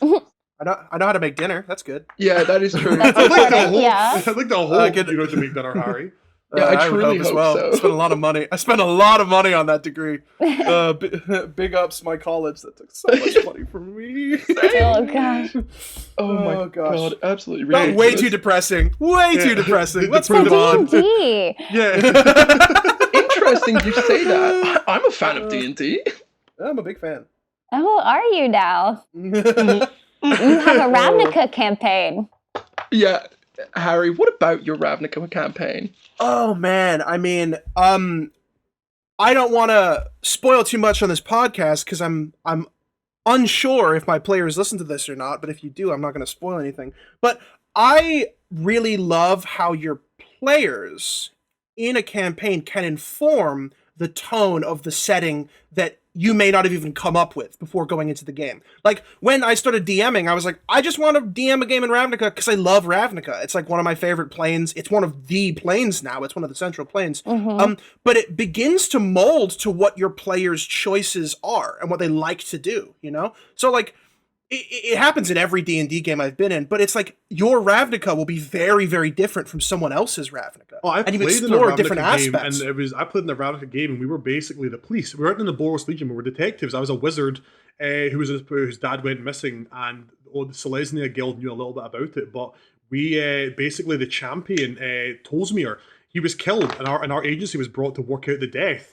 And it was just like 4-day, it was a 3-day campaign my friend ran, and it was amazing. We now do a game once a year to like what happened afterwards. And it was so weird because we were all like, it's probably Rakdos or Isis behind this. It was Selesnya. They killed their own champion to fill a power vacuum, and it was, oh god. And it's just, I'm going to stop talking. Sorry, I cut you off. You got me, you look at you got me monologuing. I'm going to like, No worries, dude. No, I mean, I think the thing is, Ravnica lends itself very well to sort of like a political intrigue, kind of like you've got these giant enterprises, these guilds, and you can take your own kind of spin on it, and that's what I kind of love about taking these magic sets, these magic settings, because we know and love them, and we see them from the top down. When we play with these cards, we see like Niv Mizzet, we see Rakdos, we see Tajik, all these like really, really high up legendary creatures. That's what they are. But you go from the top down, but then you start a D&D campaign and you start to try and fill in the blanks of like, what's actually the cement of this world? Your characters, your level 1, your level 2, level 3, whatever, however you're starting your campaign. You start to look at the cement of what Ravnica is. What is a Boros beat cop's life like on the street? Like, what does that look like? And I really just love exploring the roots of a setting with D&D, and that's what you do with a lot of D&D, and I love doing it. I have truly not much to say because I'm definitely afraid I'm going to spoil something for my players. That's completely Totally. That's a problem with a lot of our friends being listeners. Like I have something to add to that is a lot of the players, I run a 9-player campaign, and it's because I have my first ever time running the campaign. I'd only played one game of D&D before, and I run a 9-player campaign because I have a problem. I want everyone to enjoy D&D, and the amount of friends that said to me, what's D&D? I've always wanted to try it. I'm like, sure, you know what? Join my campaign. I'm only going to do 5 players. I'm only going to do 6 players. I now have 9, and I've really told myself, Ali, you sit there and you're like, I've got so much work to do because it's all your own fault. So no more than 9 players. But I know only like 3 players in my table have played Magic. And because my world's all homebrew, I don't follow a module or anything. And I created the world, but I was like, I want to do a bad guy that's fun and someone that I want to create and love. Ended up creating this bad guy, and I was like, when I was looking over what the personality I gave him and stuff, I realized I'd created Nicol Bolas. So I was like, so I'm like, fuck it. But Nicol Bolas isn't someone like, because my campaign's a level 1 to 20. It's going to be like we've just passed our first year in the campaign. It's going to, I want it to be a really, Granger levels. We'll have fun. It's something we can kind of like Critical Role. It's like a 2-year thing we just do for fun. And I had one NPC that's mentioned the name Bolas. And everyone's like, who the fuck is that? They've not even met him yet. The big bad of the campaign, they've heard of his influence of things, but they haven't met him. And I can't wait to go into that, because when one of my players, Tom, joined the campaign, he said to me, like, this is fairly recently, he said, could I play a character from Thoros? Is that okay? I know your campaign is your own thing, that's all homebrew. I went, yeah, dude, Planeswalking's canon in my world, and the party are actually going to have to go around all the planes to find the Black Blade, to find all this stuff. When when Bolas finally does the classic, I'm here, bitches. you're going to need to travel to Ravnica, to Innistrad, to all these places to get the magic items you need. Because I'm basically, what I'm going to do is, slight spoilers, I'm going to basically have War of the Sparks happen on my world. And when he was, I want to play something from Thoros, I'm like, that's amazing. You can totally, really? I'm like, yeah, because you will actually be a point in my campaign where you have to go to Thoros. You have to get the weapons from the gods there, from Heliod, from everybody. Then you have to go to Ravnica and see what guilds you can summon to your aid. See if you can track down the Gatewatch. Because in my world, the Gatewatch have been missing for 7 years and no one knows where they are. Because I wanted to make it, because I didn't want to just take something that already existed. I wanted to have fun with it. So I made Bolas. He's still the crazy villain he is in the lore, but I wanted to make him my own. And the Gatewatch, they went missing after Zendikar. They have not been seen since. And it's this intrigue of what the fuck happened. They were the guys that were trying to stop Bolas, and then they went missing. And I just can't wait for my players, because I love Magic so much, and I can't wait to mix the two together. And I cannot wait for, in a couple months' time, for the players to start plane hopping and meet all these cards I love. And for you guys to just really, for experience my take on those worlds, to see what the vampires in Innistrad are like, to see how Saurian is, to see how Ravnica's going after the loss of the Gatewatch, and to see how Thoros, what happened when Elspeth never escaped hell, when she was actually damned there. Oh man, I'm going to stop because I'm going to just steal the podcast. As a player in your campaign, can I request that we planeswalk into a room where it's just sad Jace, like clutching his knees? Yes. Yeah, because I remember you, because you're a Magic, because you're my campaign. When I said Nicol Bolas, everyone was like, "Who is that?" And you went, "Fuck." Incredible. Talking about bridging D&D and MTG. So you, Ashlen, you being yes, yes, you have played Ashlen Rose, you. You as a person, a human being, you have played in a Theros and a Ravnica campaign. So we've talked about color identity before on this podcast. It's like a fun little thing I like to talk about. What color identity would be those characters that you played on that podcast, or in any other D&D games you played? If you would like to divulge that information, it's totally up to you. Oh yeah, totally. So for the Ravnica one, it was very easily because they were from Selesnya. So yeah, yeah, exactly. Very, very simple. Yeah, so she is green-white, and her name is Tutaru. She is a Luxodon cleric. Oh, I love that name. That's such a beautiful name. Wow. Yeah, it's from an anime called Steins Gate. One of the girls. Woo! Sorry, I'm not going to geek out. Sorry, continue. Sorry. Yeah. So one of the girls from that would always go toot-toot-toot, and so that's her name. And that's amazing. And she's awesome, and she's actually traveling to Theros now. And so for the next season, which starts Monday, which I don't know when this airs, it'll probably be live by then. This actually goes out on a Monday. Oh, okay. Well, it'll be live this Monday. And so she's going to be in Theros now. And then the one that just ended is called Dice. Okay, so that one is called Ravnica, or I guess it's called the Broken Pact now, not Ravnica the Broken Pact, because we're in Theros. And so the other one is called Dice Ex Machina, and I play a Leonin fighter, and her name is Callista, and she is I don't know what she would identify as. She served the god Erebos for a while. That's interesting. She had made a deal with him, and without divulging too much, she served him. She didn't worship him. She served him for as a deal, and that deal has ended. She met the criteria and ended that deal, and no one. And Well, I guess that kind of spoiled some stuff, but yeah. No worries. And she's a good person. I would say she's probably what color identity would be like? Color pies. It's so hard because it's taste literally like? just like astrology. I mean, a part of me just is like astrology. maybe white, but I'm like, no, it's wrong for me to say all Leonin are white because of a Janny. I mean, a Janny's been multiple colors. Yeah. Yeah, but I mean, black, maybe a little bit for Erebos. I forgot what does black stand for again usually? Black. Oh god, I mean, reading this episode It's like where it was our own the personal self, opinion. It's like the self, ambition, passion also, but also Red's passion as well. Yeah. Red is more Right. like emotional, sort of the height of emotion. I feel like black is it's like ambition, it's the self. It can be like greed and There's like some those things greed. that are considered sins, but it's also like it's all about power at any cost, but also like Oh. victory and the self and overcoming obstacles at any cost, which can also be a very heroic trait that I find. Yeah, she might be black-white, actually. Yeah.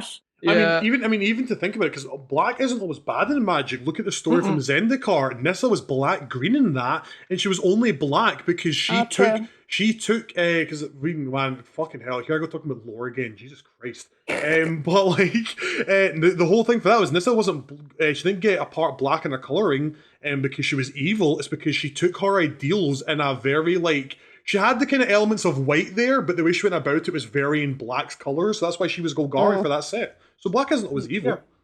Yeah, that's Yeah, true. I mean, we have the Kamigawa main character from Kamigawa. He's mono black and he's the protagonist, and the main bad guys are mono white. I mean, it's all Yeah, that's true. Black always gets painted as like necromancy, skeletons, and Right. demons, but it's like no, there's plenty of good people who are mono black aligned.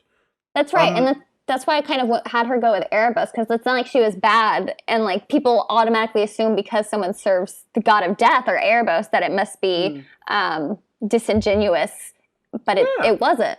That Yeah. must I mean, have been that's fun to very in play. line with Greek mythology. That must have been fun to play though. Like you're sitting at a table and you're like, "Oh yeah, I work for the god of death," and they're all like, "What, you bad Yeah. person?" Like, that must have been actually like fun to play. Oh, it was. I love that character. I can't wait for that season to start back up. I'm like just like twitching, waiting. I'm like, I want to get back into her. She's fun. Yeah, for sure, for sure. You always find that the D&D. character you love the most is the one you get to play the least. Right? Oh no, It was no, just a no, shame. no, no, dude, that's the same because the character I played my Ravnica campaign. We're now in Innistrad. We played that 3-session arc, like 5 hours a session. It ended it, and we done one session last year as a Christmas present to me. We went to Innistrad to go work out this case, and I get to play him like once a year, and he is my favorite character. I just love him so much. It's true. The character you get to play the least is the one you end up loving the most. I know, because you spend so much of your spare time just being like, huh, in this character's shoes, what would they do in this situation? And then you lead yourself down a whole rabbit hole. Oh yeah, dude. Oh, yeah. My Pinterest board for Xander is ridiculous. Yeah. Well, Like, go ahead. oh, I was literally just about to ask you, like, what is your process for like creating these characters? Well, it's interesting because for Tutoru, that was my first like D&D roleplay live thing, and before that, like I had done D&D sessions with my friends here and there, but those were the ones that like didn't last more than a month because we would all get busy. So I never really had experience developing like characters very far. Like we never really got past like level 3 with characters until like we restarted. So I never got a chance to really develop characters. So Tutoru was my first. And so my process was for her was something that I feel like most newer people to RP do, at least that's my assumption, is that's like keep it closer to who you are. 100%. Something, No, 100%. something safer. And so I kind of approached her as like girl next door. I tried to find things that were relatable and things that I could identify with that were easy for me to slip into but weren't too close to me so that like things didn't become personal. And then for Callista, for her, I was like, this is for you, I'm going to do the polar opposite. We are putting you, like, I am going to make you so uncomfortable. And my goal for this character, like I set a goal for her, and my process was, I want you to be completely out of your comfort zone and just to try different things. And so that's what I did. I was like, I'm going to have you be someone who isn't cute. Basically, I was like, you're not going to be the cute character of this campaign. Uh, Oh, fun. I That's a fun role to find- play. That is actually so interesting you put it like that, Ashlen, because the first character I ever played, and I only played D&D once, and like I'm still fairly new to it. Like I've been DMing a game for a year, but like that's how I learned to play D&D was through DMing. I'm in a few campaigns, but like as you said, people get busy. Like my friend who DMs a great campaign. He's a cop, so he's busy all the time. We sometimes get a game in every Saturday if we can. But my first ever character was a guy called Bellum. He introduced himself as Bellum. His name was Parabellum. He was actually the son of the devil. And the DM had made a world that was set in very like Catholicism world where I played an Azamar fallen angel who was actually there for the war when the devil led the war against God, and he was there because he believed what his dad was saying. And then when he got banished to Earth and didn't realize that thousands of years had passed because he didn't realize he was in a cell for all that time. So when he got banished, he was like, "This is weird." He still hasn't found out that it's been like 7,000 years since that happened. And when I was making my second character, he's a Azamir rogue. And my second character, I remember thinking, because I wanted to play someone. I mean, this is really weird. I wanted to make him like me. I never fought in a holy war against God, but his characteristics were very similar to mine. Very kind of like likes to be kind of charismatic, likes to talk more than fight, but can back himself up. And I wanted to just pull some things from me, and just a fuel. And I basically made a character. If Ali was in an anime, this is who my character is. And for my second character, I was like, I want to do something that isn't safe, and how do I want to go about that? So I wrote down everything Bellum was, and then wanted to make someone who my first character would fucking hate. So I made this super, Oh wow. yeah, because I was like, but I like to give a little part of me to each character. So my second character, I gave his love of books. Even though I don't have time to read that many books anymore, but I was like, I want to make someone different. So when I come to the table, I'm not just playing the same guy that I played already.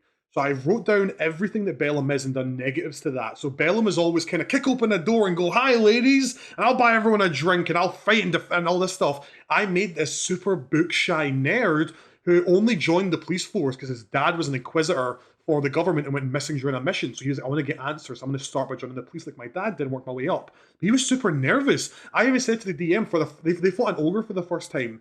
He was just a beat cop. So I said to the DM, "Can I roll a disadvantage because Xander's never done this before and he's so nervous actually using magic as a weapon for the first time. He's very much of a utility wizard." And he was like, "You can do this." I was rolling disadvantage of the first fight, and he was so shy. Whereas Bellum would, he was a rogue, but I put his highest stat in charisma because he was a talker. He loved talking to women and men. Just he was very charismatic. Xander, the first time a girl ever spoke to him, I was like, Xander's completely just shut down and staring at the ground.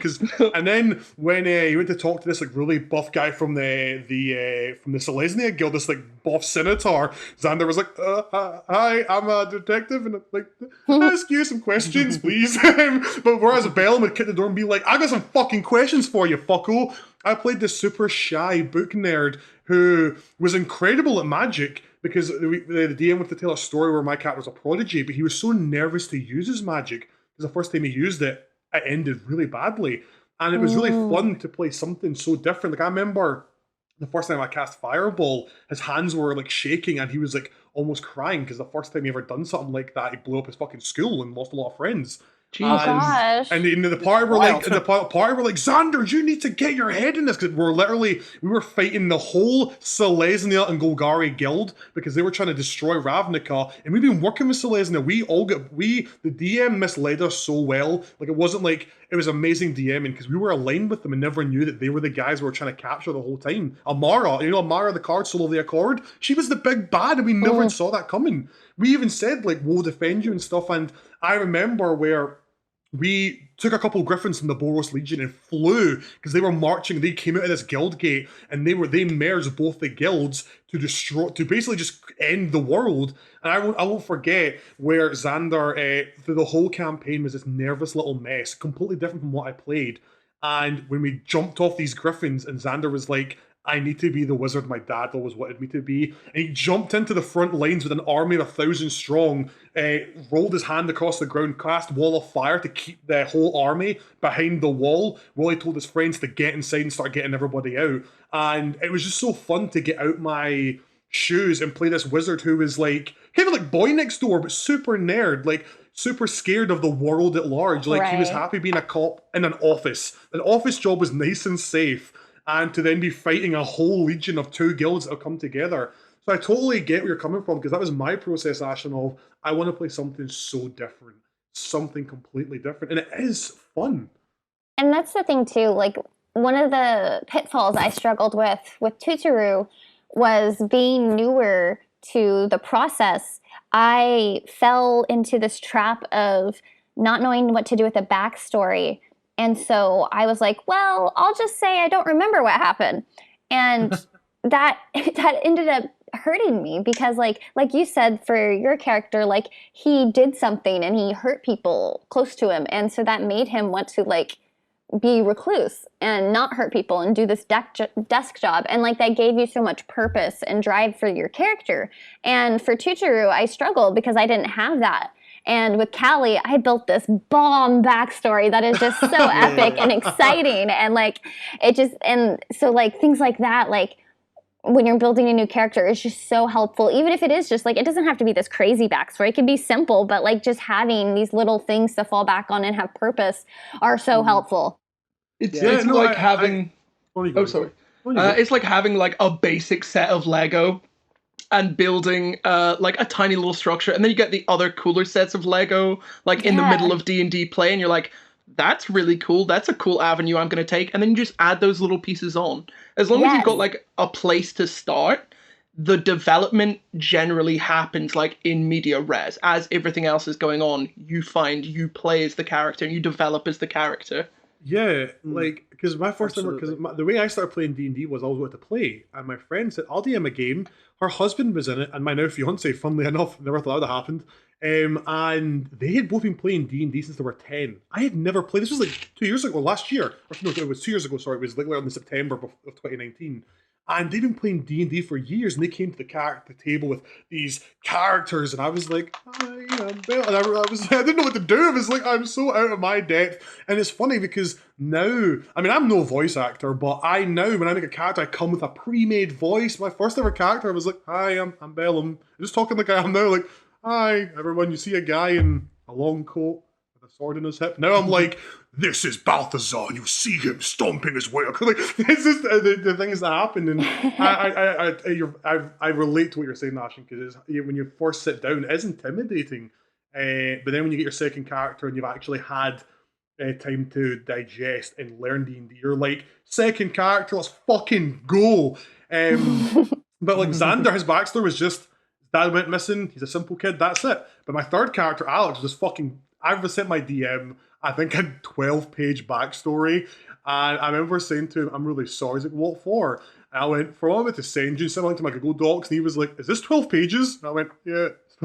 Sorry, man. He's like, oh, I love this. My first ever character was one paragraph, and then Xander was like, I think 3 pages, and then for my paladin Alex, I was 12 pages, because like, once you just get in that zone, I had my earphones on, had some amazing fantasy music playing, and I just could not stop writing. And it was a trip. It's fun to get out yourself. Mm-hmm. I mean, I was going to ask Ashlen a question like that, but it's she's already answered it, and that's because I was going to ask what she was about D&D, but it's the same for me. It's getting out my body and to play someone. Well, for me personally, it's to play someone way cooler. Like I'm Ali. I'm a regular guy from Scotland. That's it. But I get to play these badass characters, or some case just normal book-shy wizards, and it's nice to be someone else and to explore these amazing worlds that our amazing DMs out there get to make. Absolutely. Yeah. We all love playing D&D. Oh, we truly do. I was going to ask you, Ashlen, like, you've played D&D. Do you think you'll ever, like, or have you yet, like, dipped your toes into being a DM? Oh gosh, like I would love to. I haven't. No, I do. I would love to. It just seems so overwhelming with like the preparation involved. Like I would love to someday. It's just I'd probably start with what would you recommend? It sounds like some of you maybe DM. Like, we're all actually DMs, yeah. Like I don't even know where to begin with that. Like I'm already overwhelmed just thinking of it. Yeah, the thing is that's true though, because like I only started DMing because I ran a one shot for my 2 friends, Anne and Bacon, and they were like, "You should be a DM," and I'm like, "Oh," and I said the same as you actually. Like I just laughed. I was like, "Oh no, that's so much work that I am not ready for." And now my campaign's been going for a year, and I think I now love DMing more than playing because technically as a DM. Really? Yeah, Ashlen, if I showed you my D&D Beyond, you'd see 50 characters there because I love insane. making. That's a problem. I love making characters and making a Pinterest board for them and giving them a story. And I've got characters that will probably never see the light of day. But as a DM, I get to paint a picture and take my friends on an amazing journey. Well, I hope, it's an amazing journey. I'm not trying to say I'm amazing DM. I'm still It finding is. my feet. I think it's an really. amazing journey. Thank you very much. And I was so nervous. I was like, so this is the campaign, guys. I've played D&D once. I played D&D once, and I'm not ready for this. Especially because there was 3 of my DMs were in my campaign. I was hella fucking nervous. But now it's been going for a year. I now actually enjoy it more because the cool thing about being a DM is you get to have multiple characters. And it's funny how sometimes you can spend ages working on this NPC for your party, but then they fall in love with someone who you just gave a name to and that was it.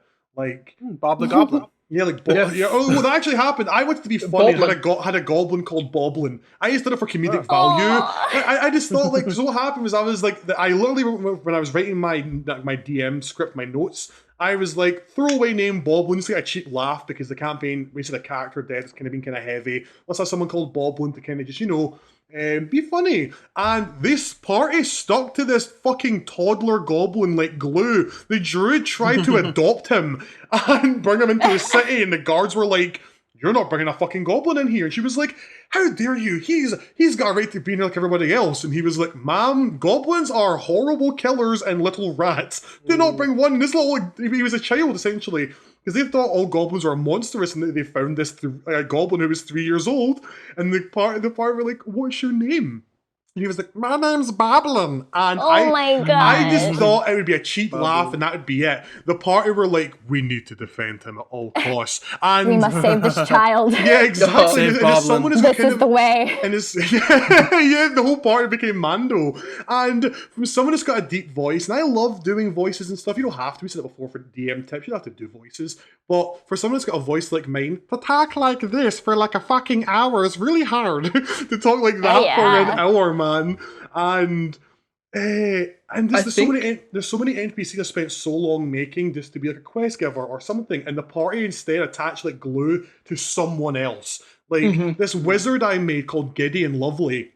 This older gentleman, this older gentleman, yeah. See, this is what I mean. This older gentleman who was just there to give them the directions, literal directions to where they had to go. They were like, "So Gideon, you just have to stop making such good NPCs. He made an absolute daddy of a wizard, and the idea of us walking away from that and not making him our friend, unthinkable. Yeah, like they use the sending spell to contact him all the time now. Like he was just a guy literally designed to give directions in the capital city. And they were like, "Gideon, tell us about yourself. Like, what's your life?" And he was like, "I used to be a wizard for the king, but after my husband died, I wanted to just relax with our adopted daughter." And the party were just like, I just winged that because I was like, "Oh, I didn't make a fucking personal shit for him." And the party now, like they hadn't saw him for like 3 months, and they were like, "Let's cast the sending spell and reach out to him." And they invited him to the pirate ship they have. They invited him over for dinner. Like they're so in love with this one NPC who I made just to give the party directions. This like older gentleman who always gives them tea because his name's like it's Gideon Lovely, and the kind of I forget what the term is. The kind of like gag. That's it. The gag is he's always drinking tea. He's like, "Hello, darlings. I'm Gideon Lovely." And every time he'd come to a portal, he'd have floating cups and a teapot. He'd be like, "Would anybody like a cup of tea?" And they just fell madly in love with this tea-drinking human wizard. I love him. I would say, like, the best place to get started, wizards have this set of, it's like a basic adventure, and it's Lost Mines of Phandelver. And just like reading through an adventure and seeing how like they structure their encounters, how they like structure how like they do their quest givers and NPCs and things like that. Just reading through that and seeing how they do it is really like it helps a lot. Running that with like a friend or like a group of friends, because you can play it like you and another person. And that's just true. A super simple way. I mean, even another thing is, for me, Ashlen, I get overwhelmed pretty easy. And when my friends said, because I asked the same thing you asked, how would I get started DM? And they said, start a module. You know, the whole adventure's written for you. It's super easy. And I looked at a module. I looked at, I think it was the Curse of Strahd, or it was, I can't remember what module it was. Starting with Curse of Strahd. It was so intimidating to me. Like, even though everything was done, all I had to do, Ashlen, was show up and read. That's all I had to do and roll some dice. But I don't know why. When I saw like all these pages and pages of text, I could feel my heart beating faster, like the sweat in the back of my neck. And I was like, why am I so nervous about this? So for me, it was actually easier to make the whole world from scratch and take 4 of my friends in. So like, don't get me wrong, I've got friends that only DM modules and love it. It's just, I was given the advice that if you see a module and start to panic, because it can be a lot. If you're like, I've never DM'd before, and this module's like, here's everything you need to know, you're like, wow, that's a lot. And I just chose to throw that away and go, I'm going to make my own story. Another bit of advice is you could just say even 2 of your friends and say that there's a book you really love, Ashlen, or a game or a movie you love. You could just take that story and tell it your own way. And if you don't want to make a whole big world, you could just make it town by town. Say they start in a town called... Fuck, I don't even know my name. Pebble Creek. Yeah, there we go. A town called Pebble Creek. That's the only thing you've made for your world. And then you know the party next week are going to travel out of this town after saving it, and they're going to head onwards. Then that gives you next month, whenever you're going to play again, you can just build your world destination as they come into it. Then you can go, this one's going to be called Black Hollow, and it's a much more gothic style of town. You don't have to build the whole world at once. You could actually just build it village by town by village or by city. Just you could literally build a location like a week before they even go to it. So you're not like, because the road snare I ran into was I wanted to build a whole world. But then I was like, okay, now I need to make country names. I need to have laws for every country. I need to have, is it run by a council, a king, a government, how is it ran? And I spent like 3 months building all this. And I think if I was to do it again, I'd do it smaller, but I just was like, I got into my own head of going, what if a player asks this question? What if they ask the history? So I spent 2 months creating a full fucking world with cities, kings, queens, country names, and I was seriously stressing out about it. I mean, it was nice when the party's like, where do we go from here? And I can just give them the map that I've made for my world. But there's no harm in just saying, like, here's Pebble Creek. And if they say, okay, let's follow the road and see where it takes us, you don't have to go, here's X, Y, and Z. You could go, well, just from here's Black Hollow, and then east of there is Salt Marsh. You could just build it bit by bit. That's only if you don't want to do a module. There's tons of great modules out there that Wizards have made. All you gotta do is read it. But I'm just saying, if you do open a book and you're like, this is intimidating, then I would suggest maybe going down the route of where you make it yourself and you get to have more creative freedom with it. Or if you wanted to just do a module and say a month into it, you're feeling really confident, you could just close that module and go, okay, I use that as a template, now I'm going to do my own thing. So it's whatever easiest for you, because at the end of the day, you're DMing and it's you that's putting all this work into it, so you get to decide what story you're telling or what way you want to do it. Right on. Or alternatively, so you can't get out of it, just message your producers and say, hey, next week I want to start doing a live D&D show. I'm going to DM. Don't let me get out of this. And then you just got to do it all. Trial by fire. Don't worry, I'm going ahead. I'm emailing them right now. I'm saying, yeah, Ashlen, she says she wants to do a live show. Yeah, that's what appreciate that, Kingsley. We all tweet right now. We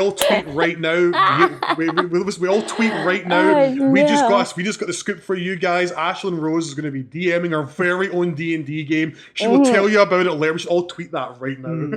Yeah, she's actually going to start DMing for us right now on this episode. There's going to be a 3-hour session DM by Ashlen Rose right now. Maybe that should be the episode title. Saving Throws, special guest Ashlen Rose, and this is called DM'd by Ashlen Rose. Welcome to the Blind Eternities. That sounds fucking badass. That's a pretty good name. That's a fucking pretty good name. Now, Ashlen, what happens if I pull this lever in the Blind Eternity? What happens then? Oh, that's actually not a lever. That's a tendril. That's Imricul's tendril. Oh no! That's what was. Oh no! We're joking, Ashlen, but that's like the simple things. We've now awakened her. Roll initiative. I've got a D20 right here. I'll do it. That's a full-on 1. That's a full-on 1. I also got a full nat 1. I got a full nat 1. That's a TPK. I'm sorry. Oh no. I'm able to save this. I'm able to save this here. I'm gonna roll, see what I get. I'll add my real life initiative to it, which is -5. I'm gonna roll a d20. What am I gonna get? My initiative is 9s with -5. The only D&D podcast where we TPK within a minute. So sick. Oh man, I feel our time on this episode is slowly coming to an end. We're hitting that 1.5 hour mark. Do we have enough time for another topic? Or do we just want to cap it? I mean, the good thing is we are the gods of this show, so we dictate the laws. But we'll pass that to you, Ashlen. Do you want to do another question, or do you want to wrap things up? Because I know you are a very fucking busy woman. Yeah, I actually do have something after this I have to get to. So No, I'm that's doing all of that. completely fine. Trust me, I was so surprised to even hear you were coming on because I just know how busy you are. You do a lot, so we just appreciate you actually coming on and talking with us. Much credit to you, and it was nice that you gave little guys like us the time of day. I really do appreciate it. Absolutely. And we No, So nice having you on. it was such a lovely time.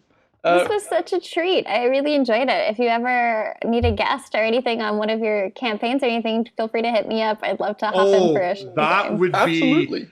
well. Wild. That is well. We have an announcement coming in a couple weeks' time. Funnily enough, about maybe the Saving Throws D&D show. So if we that is actually fucking awesome. We will happily talk more about that if you ever want to jump on and Absolutely. see how bad we are at playing the game with the mistakes that we make. And we truly cannot wait for your brand new all live D&D series that's coming Yeah, out. I mean, listeners, you heard it here Yes. first. Oh, Ashlen Rose yes. is going to be DMing the next campaign you all may be watching.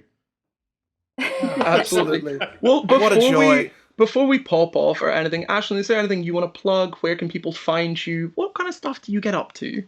Oh, totally. You can find me on Twitter at Ashlen Rose. You can find me on Instagram as RAR. It's Ashlen, and that's RAWR. And you can find me at my website if you want to hear my voiceover work and demos at ashlenrose.com. And please, folks, check those out. She's a very talented voice actress and an amazing fucking cosplayer. It has just been such a treat. Thank you again, Ashlen, for coming on, and we will most definitely to get you on again because this was just an absolute blast. But Harry said, that's been about over 30 minutes. I looked at my clock. I'm like, no, it's been 5 minutes because it was just such a pleasure and a treat. It's a pleasure. You all are amazing, and seriously, it was a pleasure getting to know you and talk to you. So thank you. Thank you very much. Harry, love why to don't hear you that. spin us on out of here? Oh, yes. That has been us at Saving Throws. Please leave a like, comment, share, subscribe, whatever you have to do, because if you don't, we will destroy the sacred gemerald of Shansatara. Goodbye. Bye-bye. Bye-bye, folks.